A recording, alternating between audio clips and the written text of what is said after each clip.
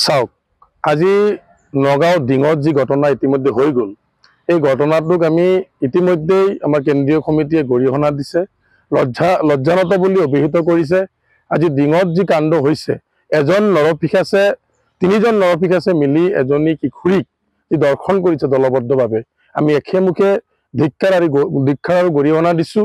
আৰু সেই ঘটনাটোক ইতিমধ্যে প্ৰশাসনে কৰায়ত্ব কৰি দোষীক তো ইতিমধ্যে মৃত্যুমুখলৈ বা পুখুৰীত জঁপিয়াই মৰা বুলি আমি খবৰ পাইছোঁ।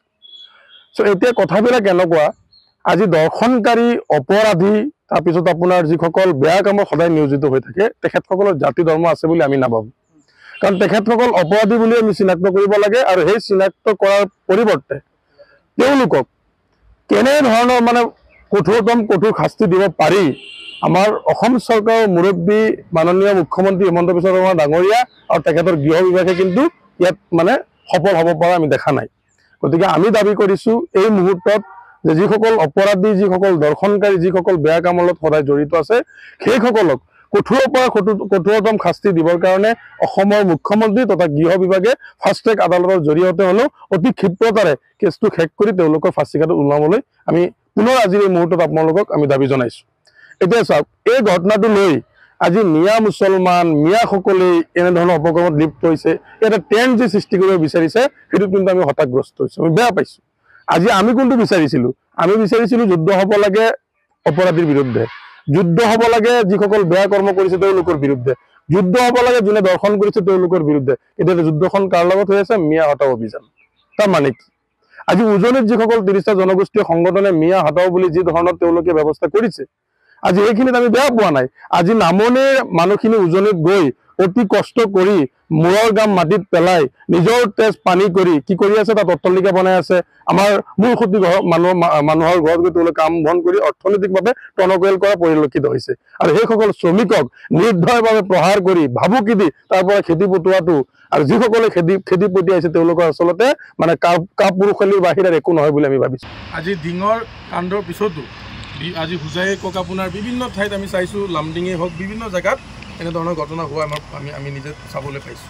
গতিকে আজি যিসকল দৰ্শন কৰিছে তেওঁলোকৰ শাস্তিটো সমান হ'ব লাগে। পুলিচৰ দৃষ্টিত দৰ্শনকাৰী অপৰাধী যিসকল সমাজৰ মানে বেয়া ব্যক্তি যিসকলক আমি চিনাক্ত কৰিব পাৰিছে প্ৰশাসনে এইখিনিক মানে দৃষ্টান্তমূলক শাস্তি দিয়াৰ কাৰণে সমান শাস্তি হ'ব লাগে। কিন্তু আজি চাইছোঁ ডিঙৰ কোনোবা তফাজুল ইছলামৰ শাস্তি সুকীয়া আৰু কোনোবা দাসৰ শাস্তি বেলেগ হ'ব, কোনোবা বৰা বড়োৰ শাস্তি বেলেগ হ'ব। এই ধৰণৰ যি দুমুখীয়া আৰু মানে তেওঁলোকে মানে যি ছিষ্টেম আৰম্ভ কৰিছে এইটো কিন্তু অত্যন্ত মানে আপোনাৰ উদ্বেগজনক বিষয়। কাৰণ আজি আলী আহমেদ হুছেইনৰ শাস্তিটো সুকীয়া হ'ব। অসমত কি আইনটো বেলেগ আছে নেকি? কোনোবা দাস কলিতা বড়ো তেওঁলোকৰ শাস্তি বেলেগ হ'ব, এইটো কি নিয়ম? এখন দেশত আমি থাকি আছোঁ, আমি অসমীয়া হিচাপে আমি সদায় গৌৰৱেৰে কৈ আহিছোঁ।